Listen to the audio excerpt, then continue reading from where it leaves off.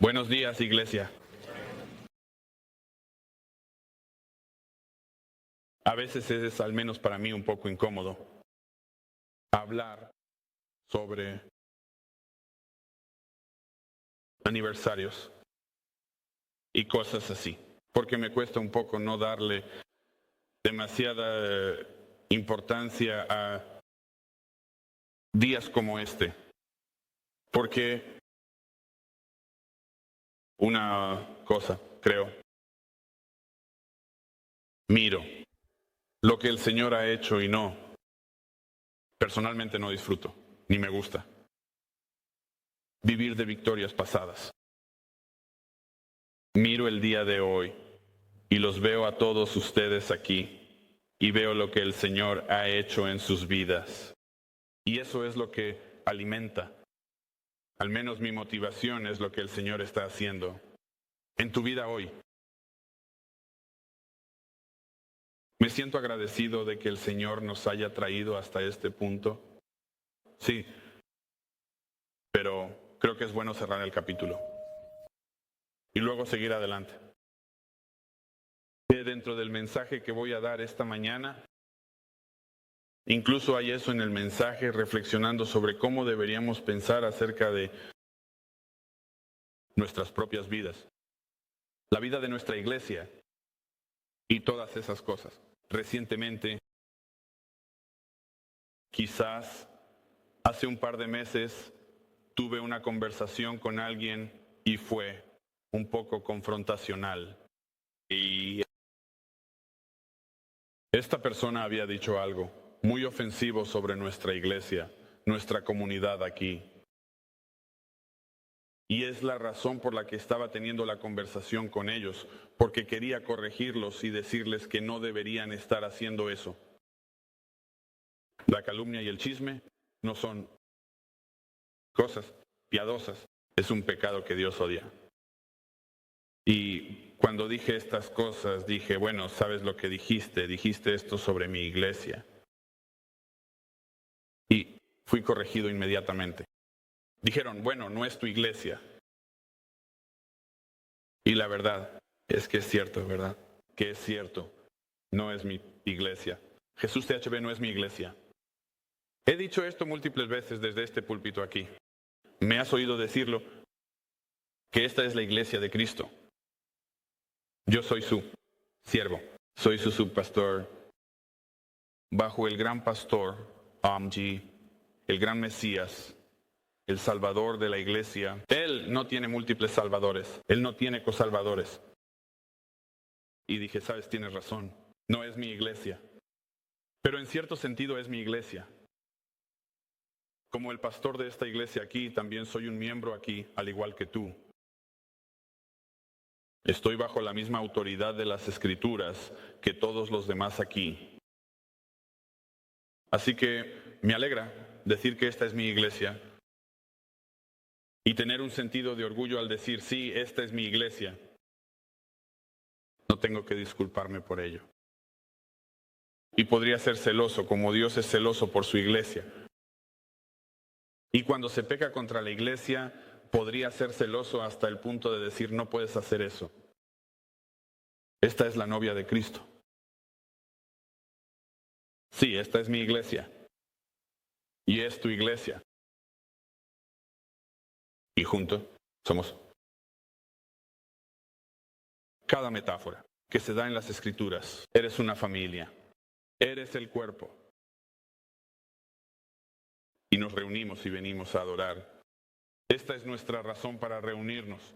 No tenemos otra razón. Así que lo que veo podrías ir a Mateo 16. Así que cuando miro las Escrituras y veo las palabras de Cristo, ¿ves? Sabes, en el mensaje de esta mañana, y te explicaré por qué decidí hacer esto, pero el mensaje de esta mañana se llama ¿qué es una iglesia saludable? Y esto probablemente será al menos una serie de 4 partes en las mañanas de domingo. Y explicaré más sobre eso más tarde. Pero Jesús dice esto en Mateo 16 y en el versículo 18. Déjame leer solo ese versículo.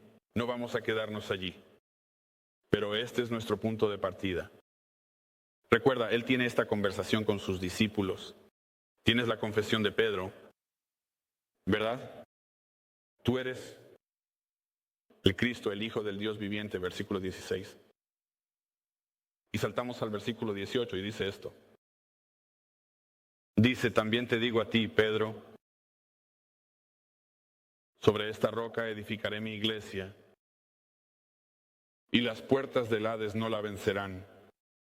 Ora conmigo, algo mientras comenzamos. Padre, nosotros agradecemos mucho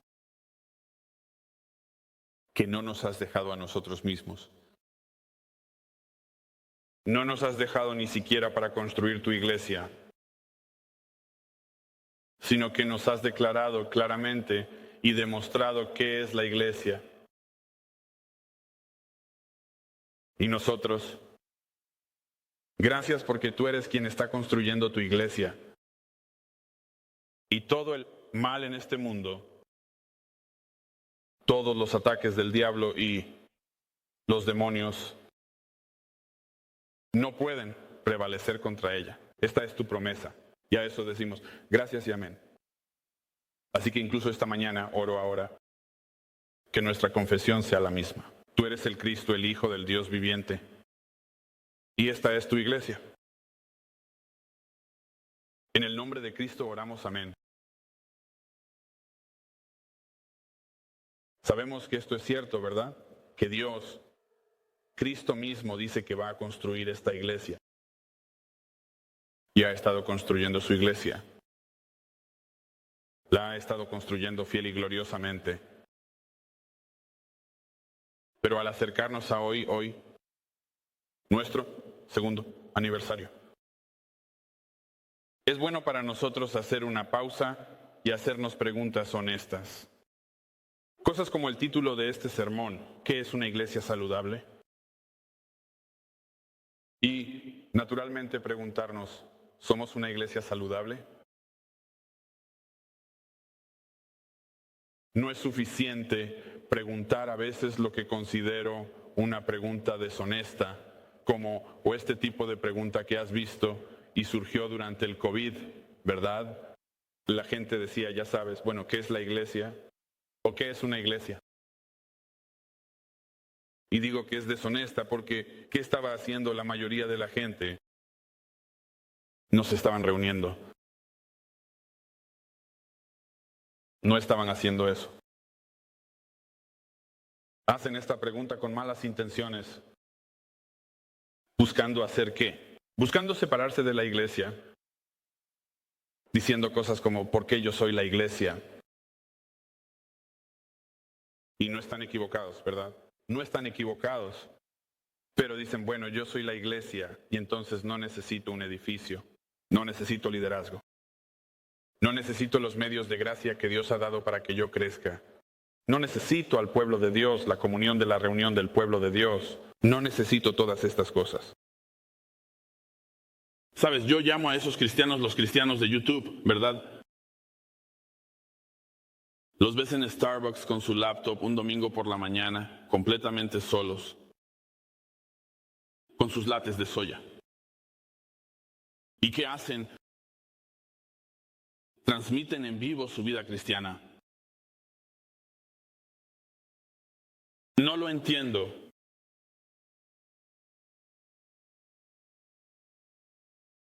No están físicamente en la iglesia y probablemente incluso se podría cuestionar si siquiera son espiritualmente parte de la iglesia. Bueno, algunos dirían, bueno, no lo sabes, pastor. He sido herido por la iglesia. Bueno, bienvenido al club, ¿verdad? Si eres parte de una iglesia por cualquier cantidad de tiempo, serás herido. Cualquier relación que valga la pena, vale la pena ser herido por ella, ¿verdad? Eso pasa, pero tal vez sea porque eras parte de una iglesia poco saludable. O digamos diferente, llevémoslo a otro nivel, porque algunas de estas cosas han sucedido entre nosotros. Tal vez seas un miembro de iglesia poco saludable.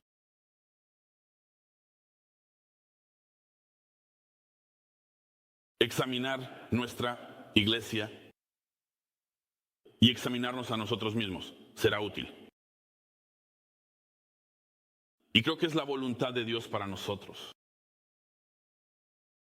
Pablo les dice a los tesalonicenses, dice en 1 Tesalonicenses 5, versículo 10, Él los elogia y dice, lo están haciendo muy bien. Al final del versículo dice esto, él dice, les instamos, hermanos, a que sobresalgan aún más. ¿Lo estás haciendo bien? Hazlo mejor.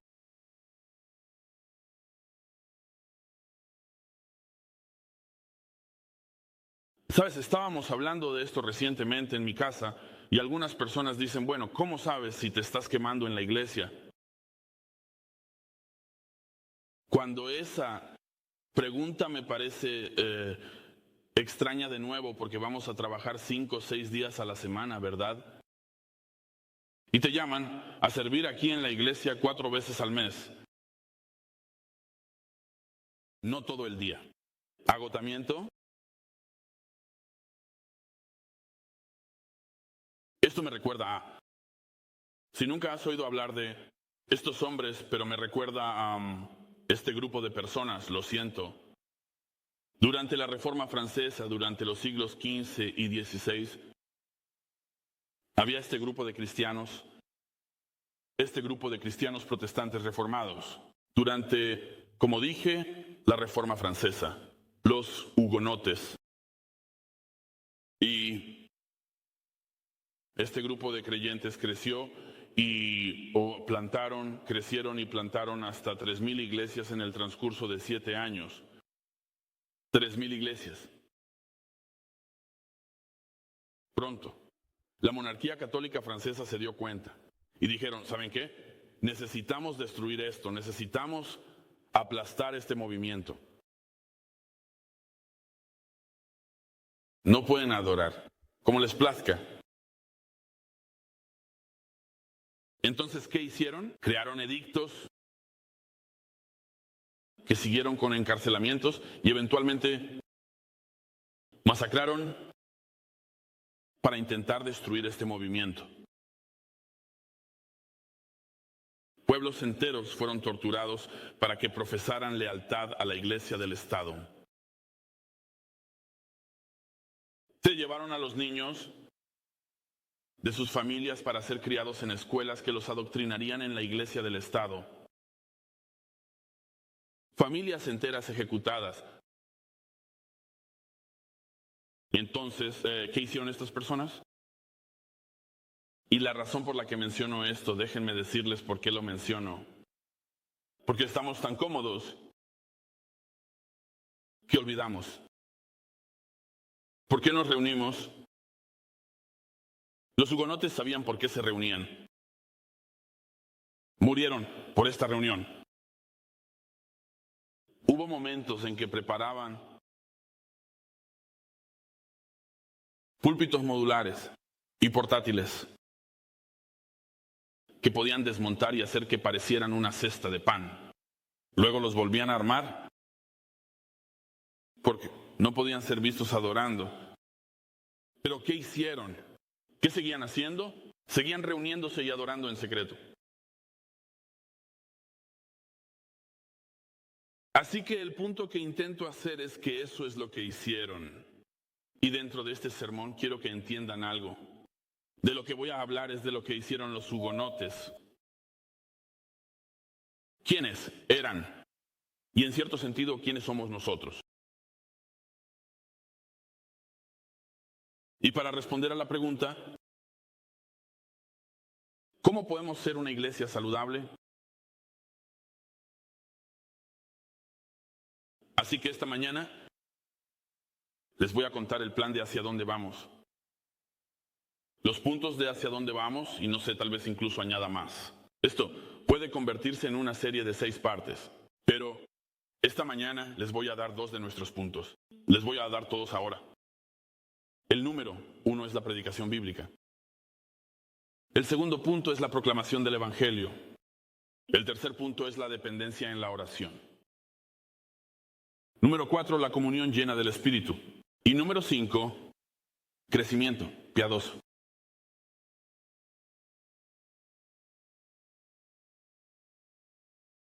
Saben, creo que Paul Washer lo dijo, ¿verdad? Todos estos falsos maestros por ahí, todos estos pastores autoproclamados y no calificados que están por ahí. Y él dice, esto es lo que dijo. Él dice, ¿saben cuál es el problema hoy en día con los pastores en el púlpito que no están calificados para estar en ese púlpito? Porque el problema es que nadie está buscando matarlos.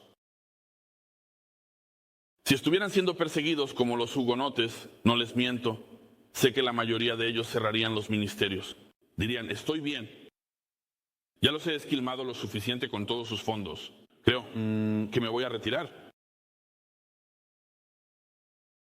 Pero eso no es lo que es una iglesia saludable, ¿verdad? Eso no es lo que es un pastor saludable. Así que este primer punto es la predicación bíblica. La predicación bíblica, ¿por qué es importante? Se ha dicho que la iglesia se levanta y cae según el púlpito. E incluso, dentro de esa afirmación podría haber un malentendido de lo que eso significa.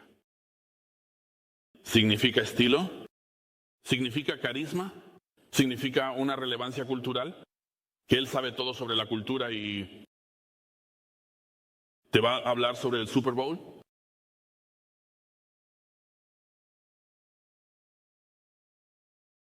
Incluso algunas iglesias, ya sabes esto, se han deshecho del púlpito por completo. No tienen un púlpito. Tienen algunas de estas tonterías acrílicas aquí arriba. Tienen un atril de música y caminarán 15 pies hacia un lado y 15 pies hacia el otro. Me caería si hiciera eso, pero nada aquí. Lo que tienen aquí ni siquiera podría sostener la Biblia. El púlpito se ha ido. ¿Y todo esto también? ¿Es cuestión de estilo? Entonces, ¿qué predicación es bíblica? ¿Qué se nos modela en las Escrituras?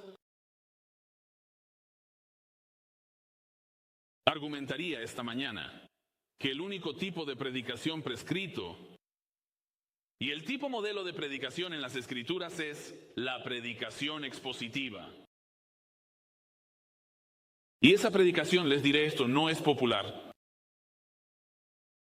Está en menos del 2% de los púlpitos en los Estados Unidos de América. ¿Por qué?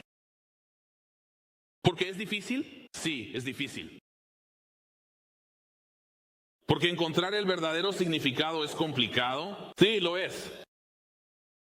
¿Pero por qué lo hacemos? Porque esta predicación se nos muestra claramente.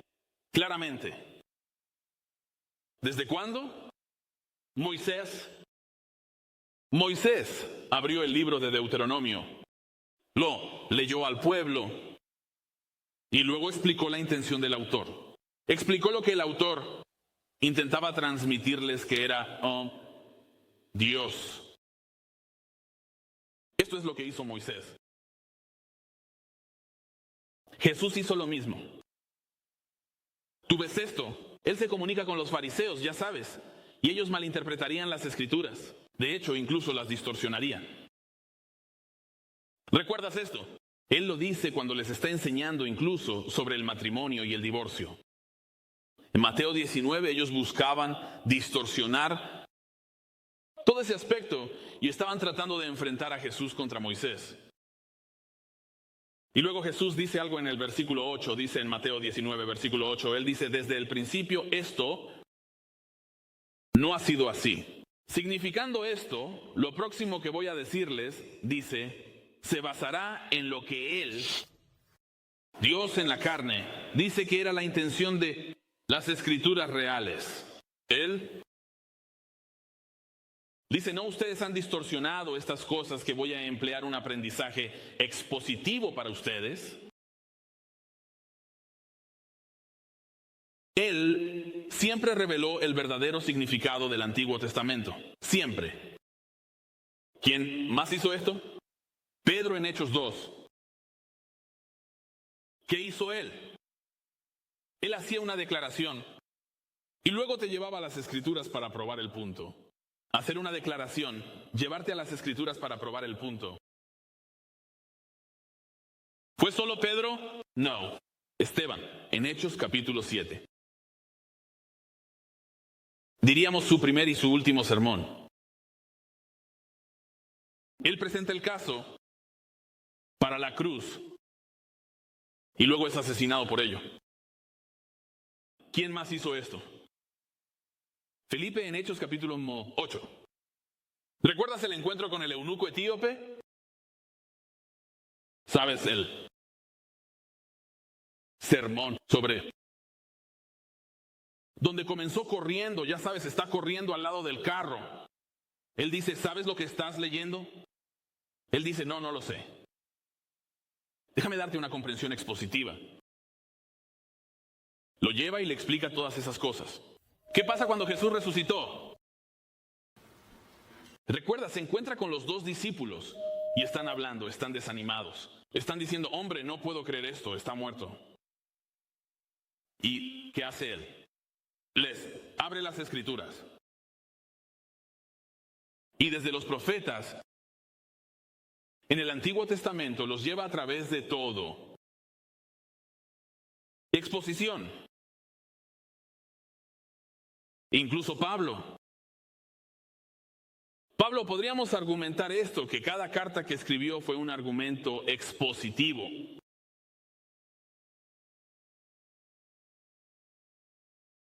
Voy a darte algunas definiciones de la historia de la iglesia.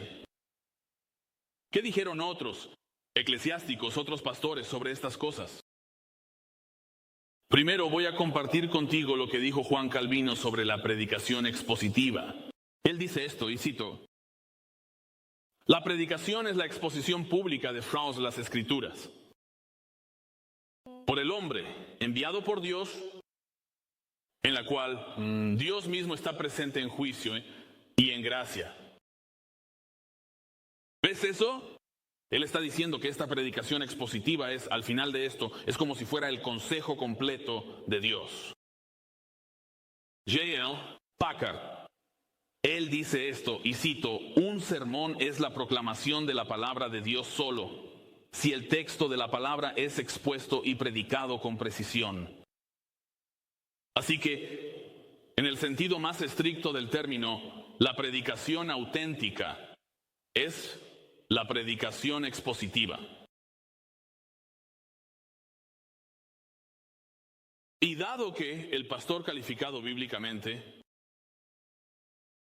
según las Escrituras, va libro por libro, capítulo por capítulo, versículo por versículo, palabra por palabra, precepto sobre precepto, sin comprometer, nada en ningún momento. El predicador fiel aborda todo. Por eso el púlpito es importante. Por eso la predicación expositiva es tan importante, porque en el momento en que está predicando, todo sale del texto. ¿Qué sale del texto? Doctrina, teología, la persona de Dios, el carácter de Dios, los atributos de Dios, la salvación, la oración, el liderazgo. Vamos más allá. La familia, el matrimonio, la crianza de los hijos, la amistad, el sexo, el dinero, el infierno y todo lo que concierne a la vida y la piedad. No necesitas algo más. Tantas iglesias, esto es lo que quieren hacer. Déjame darte algo más. ¿Sabes qué necesitas? Es un programa. ¿Sabes qué necesitan tus hijos? Otro programa. Hagamos otro evento porque esto es lo que necesitamos. No, necesitas que te prediquen la palabra. Expositivamente, que toque cada punto. Prediqué el domingo pasado en otra iglesia.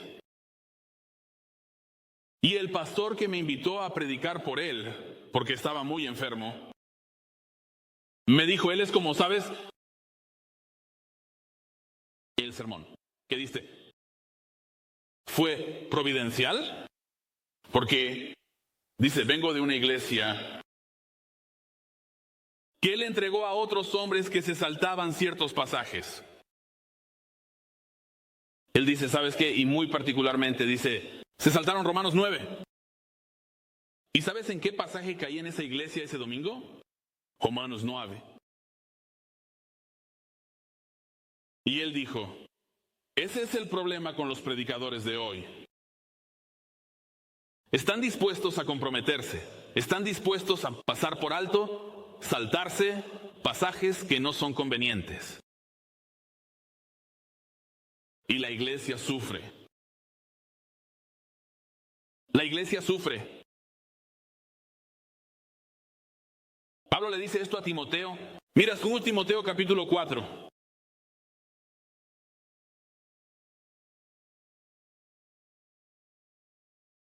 Timoteo 4. Y mira el versículo 1. Le dice a este joven predicador, es como, Timoteo, está siendo exhortado una y otra vez. Y le dice, él va, versículo 1, te encargo solemnemente. Dice, en la presencia de Dios, en Cristo Jesús. Timoteo, escucha lo que te voy a decir. Él dice esto, no según mi voluntad, sino según Dios, su presencia. Te encargo, dice, quien ha de juzgar a los vivos y a los muertos, y por su manifestación y su reino. ¿Qué era? ¿Con qué iba a encargarlo solemnemente? Sabes, Timoteo, necesito que organices más conferencias. ¿Sabes qué necesito que hagas, Timoteo? Hagamos un seminario, hagamos otro seminario. No, Timoteo, ¿sabes qué necesitas hacer? Es comenzar un ministerio de bicicletas. Comencemos un ministerio de surf. Como quieras llamarlo, les ponen estos nombres como detente. Basta, Timoteo. Versículo 2. Predica la palabra. ¿Y cuándo vas a hacer eso, Timoteo? Esté preparado a tiempo y fuera de tiempo, reprende, reprueba, exhorta con toda paciencia e instrucción. Este es tu llamado, Timoteo. Para esto es el púlpito. No es para alguna Charlotte Head. No es para algo como, déjame darte 10 puntos sobre cómo ser bla, bla, bla. Necesitas un punto. Necesitas a Cristo. Necesitas la predicación de Cristo. Necesitas ser reprendido. Muchos han escuchado. Muchos en la iglesia, incluso en nuestra iglesia, nunca han experimentado ser reprendidos. Y luego cuando son reprendidos dicen, ¿sabes qué? No me gusta eso. Voy. Oh. ¿Estás por encima de la reprensión? Porque yo no lo estoy. ¿Estás por encima de ser exhortado? No. Mira el versículo 3. Porque llegará el momento. ¿Por qué? ¿Por qué es esto importante? Porque llegará el momento en que no soportarán la sana doctrina, sino que, queriendo oír cosas agradables, acumularán para sí mismos maestros conforme a sus propios deseos y apartarán sus oídos de la verdad y se volverán a los mitos. ¿Por qué? ¿Pecado? ¿Egoísmo? La iglesia no gira en torno a ti. Él dice de nuevo en el versículo 5, le dice a Timoteo, ¿ves todo eso, Timoteo?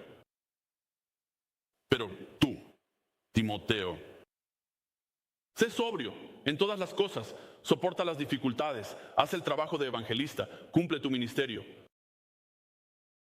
No te preocupes por esas cosas, Timoteo. No cambies el mensaje para agradar a los oídos. No hagas que la gente se sienta cómoda en sus pecados. Sabes, he escuchado esto antes. Incluso lo he experimentado yo mismo. El primer año aquí, el segundo año aquí, oh Dios mío, Pastor Ulises, nos encanta su enseñanza, nos encanta esta iglesia. Y luego te clavan un cuchillo en la espalda. ¿Sabes por qué? Porque la reprensión y la corrección, la exhortación no valían la pena para ellos. Quieren que les hagan cosquillas en los oídos. Quieren estar cómodos en los asientos. Mira, si te hago sentir cómodo en el asiento, dímelo, porque quiero hacerte sentir incómodo. Él dice, no, pero tú, Timoteo, sé sobrio en todas las cosas. Soporta las dificultades. Soporta las dificultades, Timoteo. Te criticarán por lo que predicas. No te preocupes por eso. Haz el trabajo del evangelista desde este púlpito. El evangelio, escúchate, diré esto hasta el día que muera. El evangelio será predicado desde este púlpito. Si no se predica nada más aquí, te diré esto, el evangelio será predicado aquí.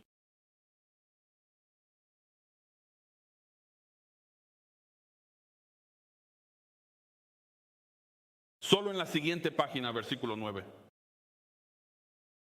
Él dice, mantente firme. Tito, ve a Tito, solo en la siguiente página, versículo 9. Él dice, Tito, ¿contradice en qué? No solo en doctrina, sino la vivencia de la doctrina. Te sientas aquí frente a mí y estás en pecado y yo digo, tu vida contradice la enseñanza de las Escrituras. Te lo imploro. Arrepiéntete. Vuélvete a Cristo. Esto es saludable. La iglesia debe vivir y morir por la predicación de la palabra de Dios. ¿Por qué se frustran las iglesias? ¿Por qué se frustran los miembros de la iglesia? ¿Por qué se frustran los asistentes a la iglesia? Te diré por qué se frustran, porque la palabra no está siendo predicada correctamente. Estoy en conexión con eso y va bien incluso con el versículo que acabo de leer. En Timoteo 4, haz la obra de evangelista. El segundo punto es la proclamación del evangelio. ¿Qué es la proclamación del evangelio? Evangelismo. A veces diré eso, ¿sabes? Diré evangelismo y, ¿sabes? Empiezas a sudar frío. ¿Quieres decir que tengo que hablar con la gente? Soy introvertido. Deja de ponerte títulos, ¿de acuerdo? Eres un introvertido. ¿Sabes lo que eres? Eres cuidadoso contigo mismo. Lo llamaré así. Soy cuidadoso conmigo mismo.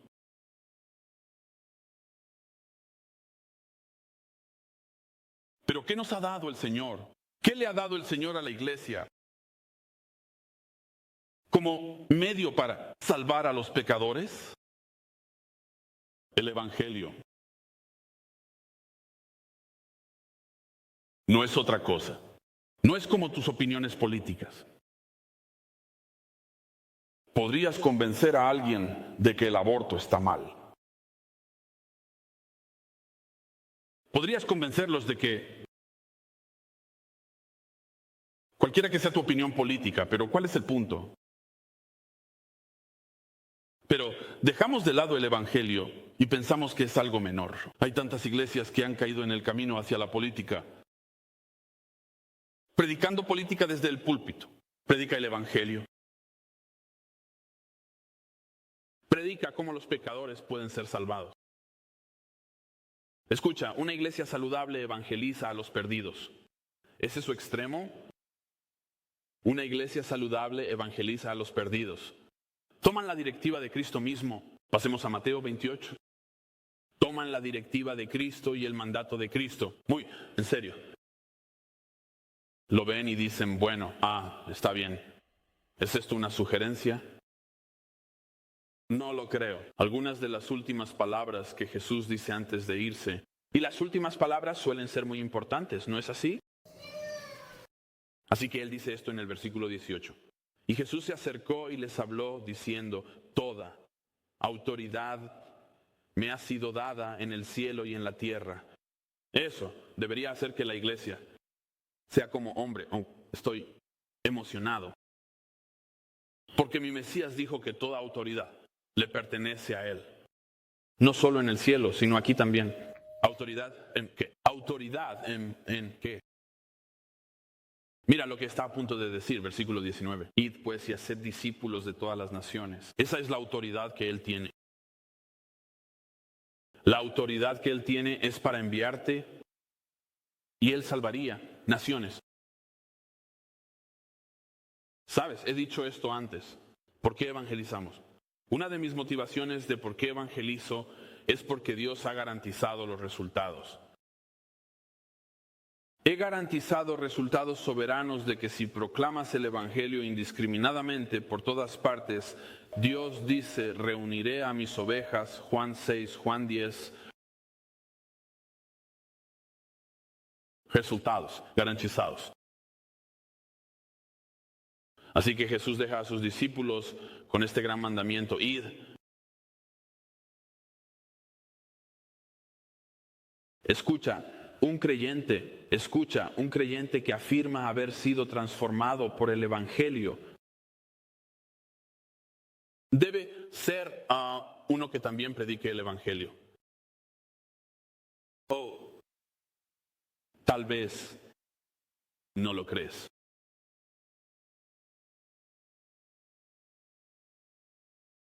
Pablo dijo en 1 Corintios 9, versículo 16, él dice, estoy bajo compulsión porque ay de mí si no predico el evangelio. Romanos 1:16 también dice, porque no me avergüenzo del evangelio, porque es el poder de Dios para salvación a todo aquel que cree. ¿Lo crees?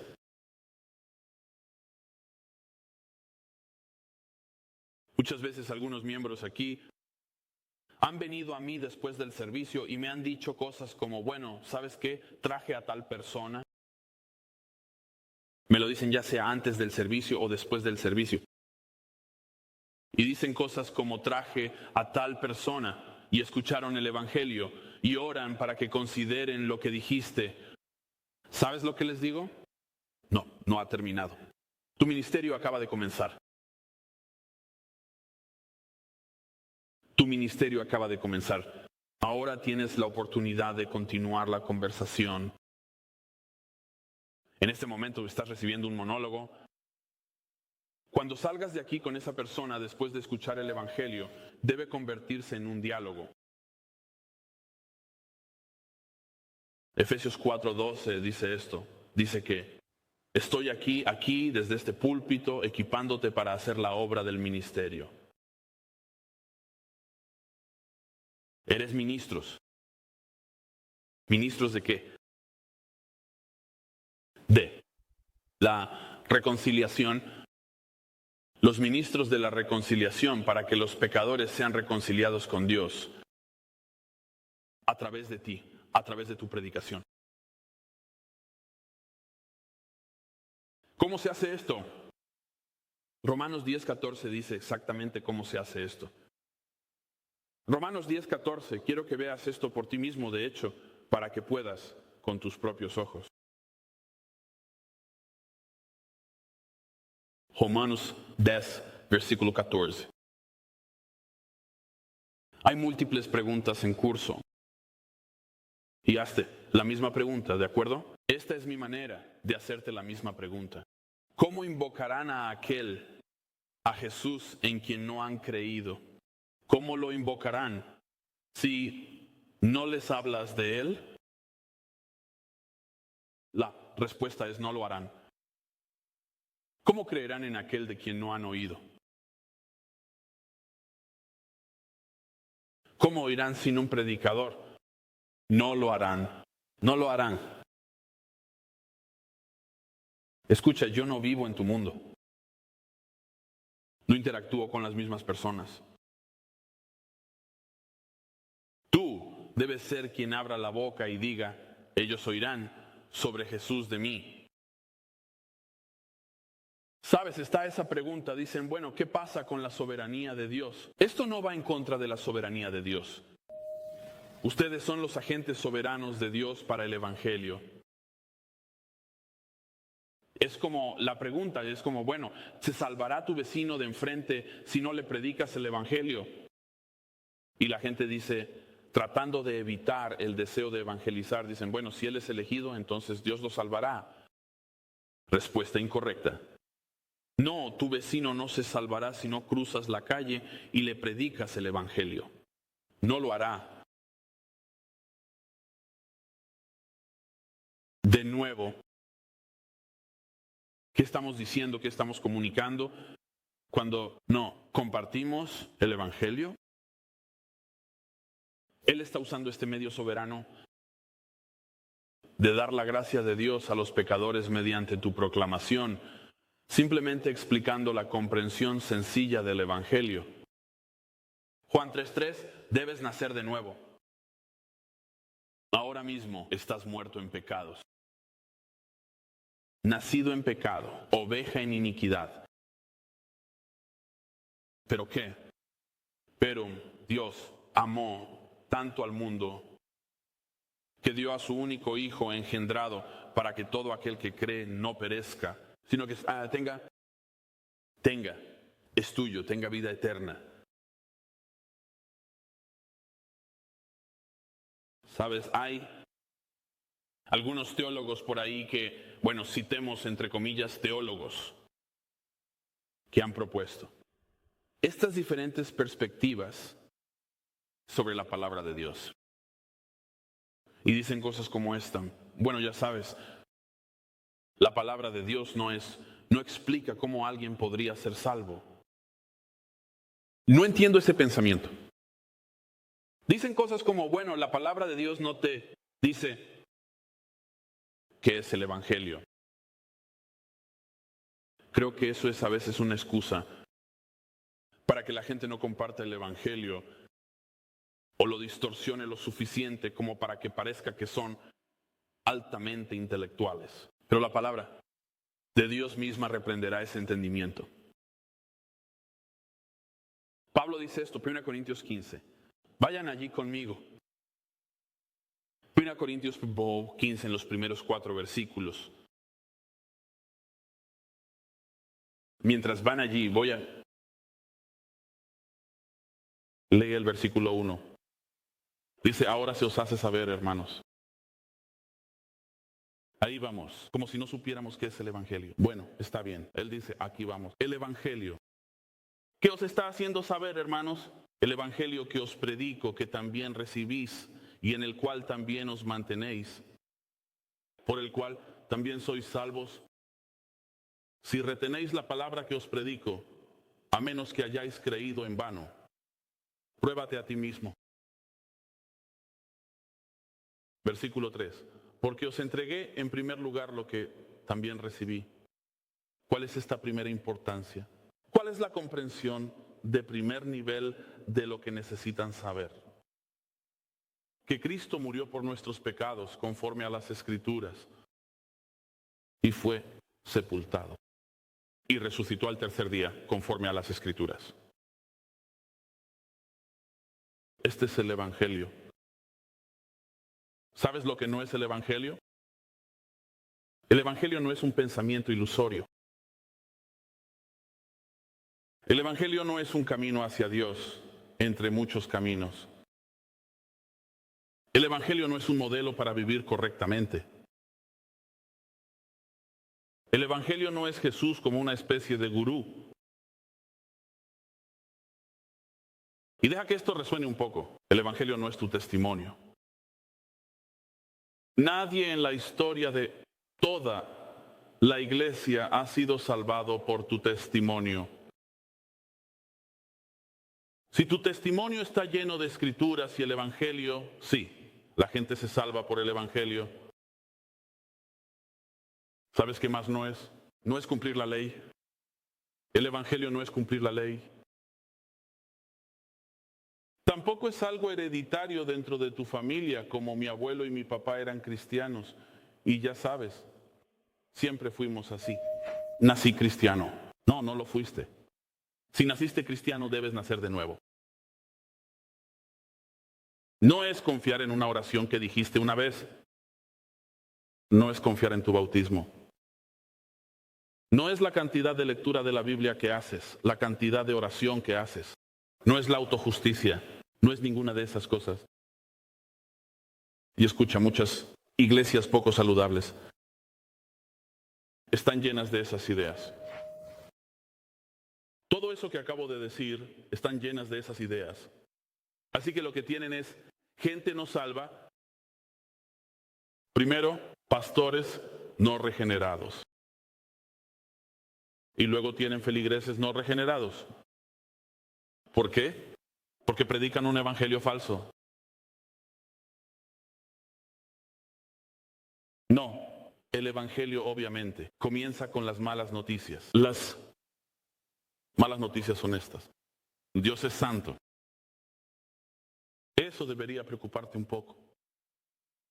El Dios que creó el cielo y el infierno es santo. Ve todo. Y nada se le escapará. Déjame leer una cita de Spurgeon. Y lo que dice sobre la predicación del Evangelio y este santo y la ley de Dios que nos dice y nos dirige. Él dice esto, cito: no creo que ningún hombre pueda predicar el Evangelio si no predica la ley. Rebaja la ley y disminuyes la luz por la cual el hombre percibe su culpa.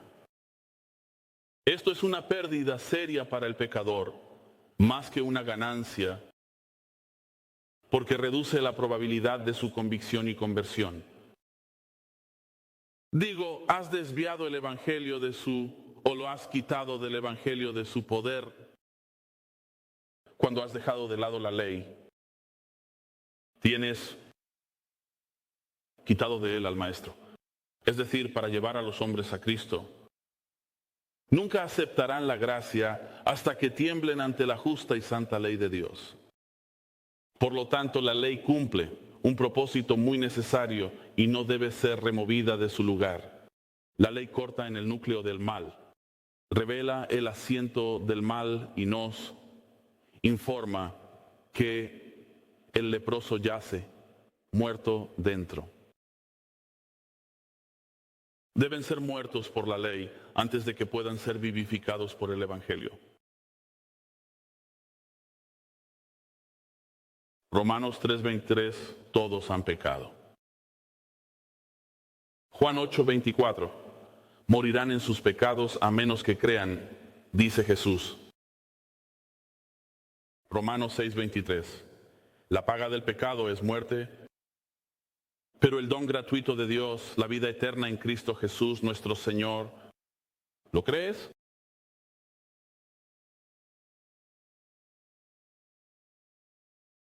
Con esto concluyo. La próxima semana abordaremos la oración y la comunión como las siguientes dos características de una iglesia saludable. Pero miren a los miembros de GCCSB. Por favor, considere, como dije en la introducción, examinarse a sí mismos y pregúntense, ¿soy un miembro saludable de la iglesia? Incluso eso, ¿soy un creyente saludable? ¿Soy un Cristo saludable? El enemigo de nuestras almas, el diablo, la influencia del mundo y la carne luchan contra la iglesia. Estar saludable cada día. Muchas iglesias se dividen por claramente dicho, mentiras, ¿Porque qué? Porque se permiten ser influenciados por esas cosas. ¿En lugar de qué? La palabra y el Espíritu de Dios. Así que te pido que determines este día que te someterás humildemente a la guía del Señor. Abandona la sospecha maligna, las suposiciones o cualquier otra cosa que vaya en contra de la iglesia de Cristo. Esto es lo que Dios quiere, esta es su voluntad.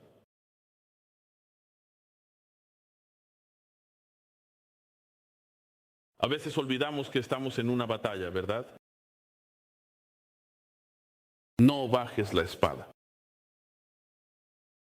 La palabra de Dios corta profundamente,